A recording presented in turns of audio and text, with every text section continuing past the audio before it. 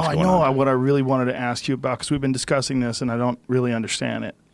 It was about Huawei, that Chinese company, electronics company. They make these kick-ass phones, and the State Department has said, please do not buy them. Yes. Yeah. Along with ZTE, another corporation. Yeah. If you start from the premise that China is the number one perpetrator of economic espionage and theft of intellectual property, and also, by the way, the number one perpetrator out there of cyber shenanigans, activity in cyberspace. Because it's so bad with theft of intellectual property. They have fake Apple stores over in China with all fake Apple stuff. Yes. Fake Apple laptops, fake Apple phones, everything fake. The labels look identical. None of it is actually Apple products. Right. And it all works, frankly, as well. Does it? Yeah. I mean, it's all good stuff. I would say that, it's astounding. And so the reason why they're raising the alarm with Huawei and ZTE is because of the voracious appetite of the Chinese government and their commercial sector for information. And it's a little bit like shutting the door after the horse is headed down the hill, because we're late to the game. They've been doing this for years and years and years. They've been, oddly enough, a lot of our military gear have parts in it manufactured in China, right? And so, if we should have been raising the concern about this and talking with China and trying to come to terms with this issue years ago. I mean, we're trying to have that conversation with them now. And up on Capitol Hill, the Congress is trying to enact legislation, kind of like this Huawei thing. They're doing it in a clumsy fashion, but the overriding principle is correct in that China made some decisions years ago that they were going to become a major power in the world in a certain time frame. And to do that, by definition, you got to compress your research and development time, right? And there's one way to do that, essentially, and that's to steal information, to acquire information, if I want to be diplomatic about it. And that's what they've done. Japan came out of World War II, and their idea was we're going to become a major power through manufacturing. And so they did. They built up their manufacturing base and created this amazing result.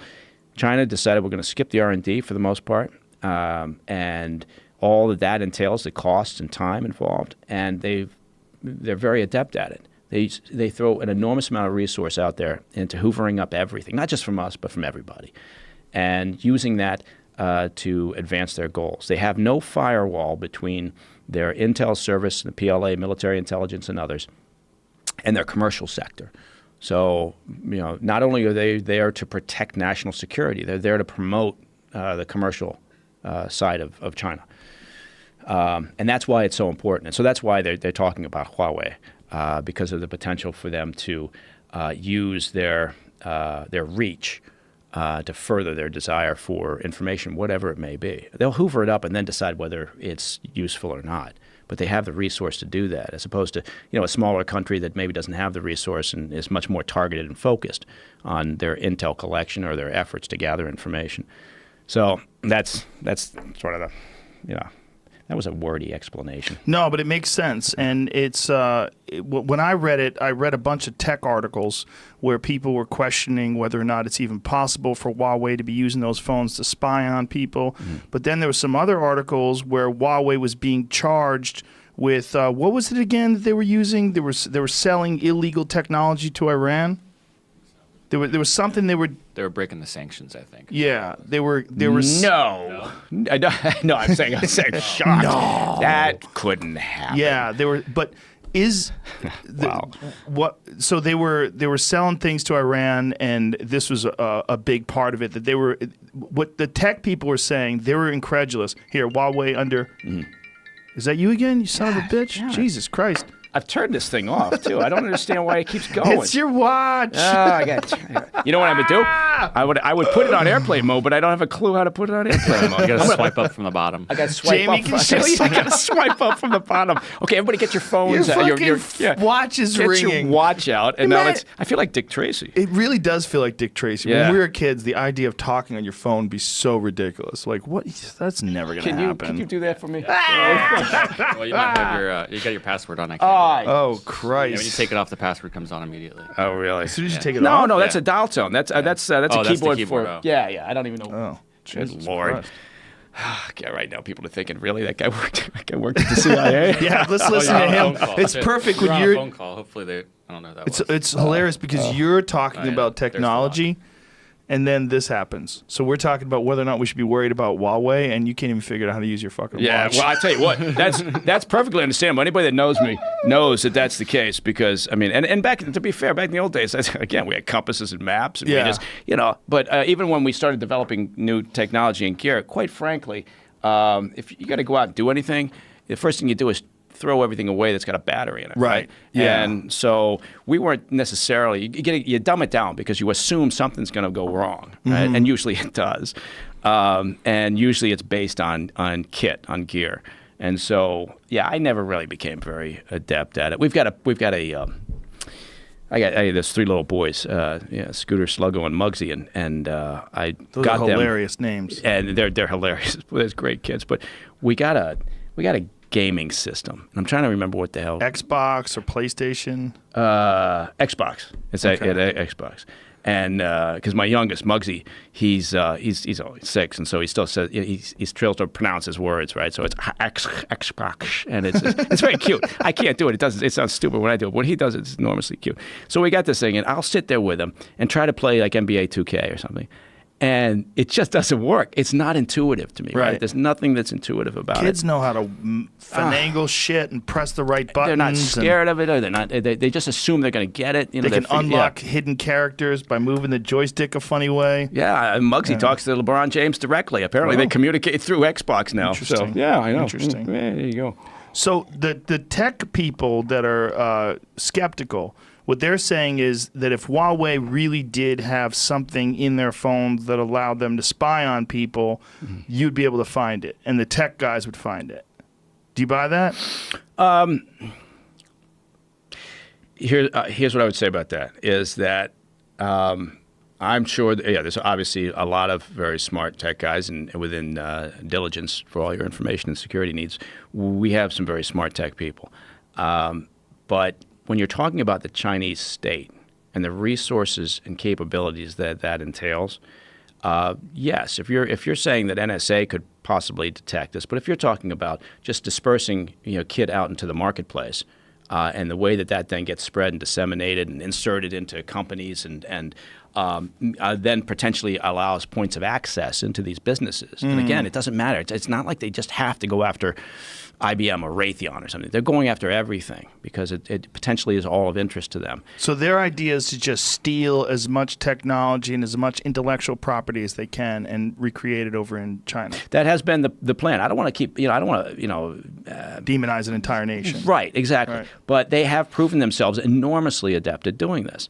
And and not that others don't, right? Russia does the same thing. A variety of others, even a lot of our allies. Everybody, to the degree that they have the resources and the motivation, and they consider it an issue related to national security, whatever it might be, they're willing to do it. They're willing to try.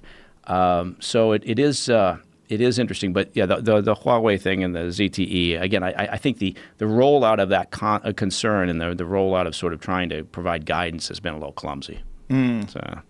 So one thing that was speculation was that people didn't have to worry about the phones, but what essentially they're trying to do is cripple the company financially and not allow them to get a foothold in America because they're the third largest cell phone manufacturer in the world. Number 1, Apple. Number 2, Samsung. They're number 3, but in America, no one knows who they are. And so the idea is what they're trying to do is make sure that the Chinese government doesn't get a foothold in this country where those companies or Huawei, the company Huawei, becomes a popular brand for people to buy, and that would allow them, even if they didn't have any spy device on this phone, it would allow them to get other devices into people's homes that could potentially spy on them, and then more importantly, get into companies and spy on the companies. And this was one of the pieces of speculation that I read about, was that they had certain servers that were sending an exorbitant amount of information out, and they were trying to figure out what was going on with them, and that there was like an excessive amount of information that was data that was leaving the servers versus coming in, and they're like, this really seems like some fucked up shit's going on with this. Right. I mean, Huawei, first of all, Huawei is already present here in the country. They manufacture a lot of things besides phones. And so they've already got a pretty big footprint in this country and with our allies as well. So, I mean, I think it's smart to consider the nature of a particular regime or government, when you're talking about the potential for their products to enter into the commercial sector where they may have access.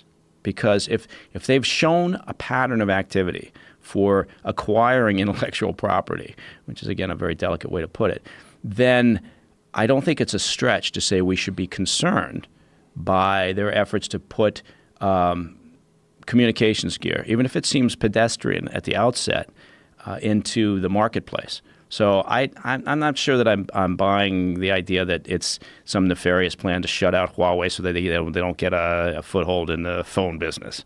No, and I say that because I've been 30 years. I've been dealing with the Chinese in terms of their efforts to acquire information, both in the government and commercial side of things. So I come at it from a very cynical point of view. Much like I do with the Iranian issue and the likelihood that they have not been living up to, their part of the bargain. And people will say, well, again, I go back to the same thing. Well, but we've been inspecting and they've been complying with all of that. Well, yeah, this limited amount of inspection that we have to their civilian sites.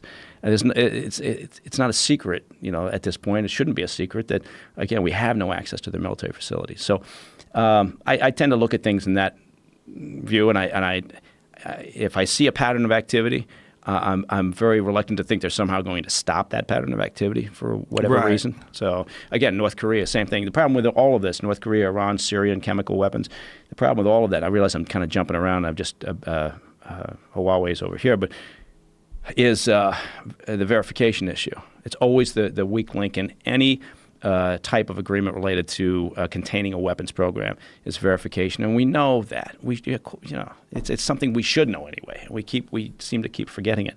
So unless we can lock that down with the North Koreans, then a deal with them or a deal with the Iranians or a deal with the Syrians over their chemical weapons efforts, and it's not worth anything. So that's where the focus has to be.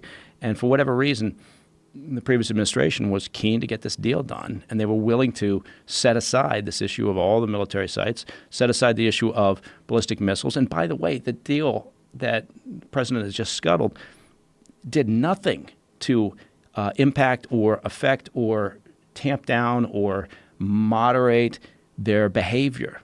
They've got more influence in the Middle East than they've had ever before. They're engaged in more activity related to the countries in the Middle East against our interests than they have been in decades.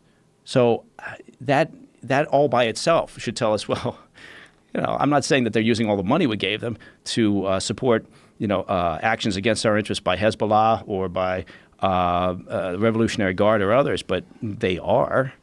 And so, I don't have a lot of angst over the idea that we step away from the deal for a period of time. Maybe we can come up with something better. And we should always keep diplomacy open, always have a channel of communications. That's important. Keep doing that. But be pragmatic and realistic about what you got. And right now, we don't have that much. And don't buy Huawei phones. And I would. Interesting enough, you know what? That actually came out. I know they make a great phone, but that came up in the CIA confirmation hearing. Oh, really? Yeah, they literally said, I forget which senator it was, asked Gina Haspel about Huawei and ZTE, and I don't know where they were going with it, but then it devolved into just trying to get us all those Senate confirmation questions do. It just becomes, the senator saying, well, I just want a yes or a no answer. Like wait a minute, why don't you want some detail? But so they would say, yes or no, would you buy Huawei? And Gina Haspel was like, well, no, I wouldn't buy a Huawei phone. Okay. Yeah. There's your answer. So, but I'm sure it left a lot of people wondering and scratching their heads thinking, what are they talking about Chinese phones for?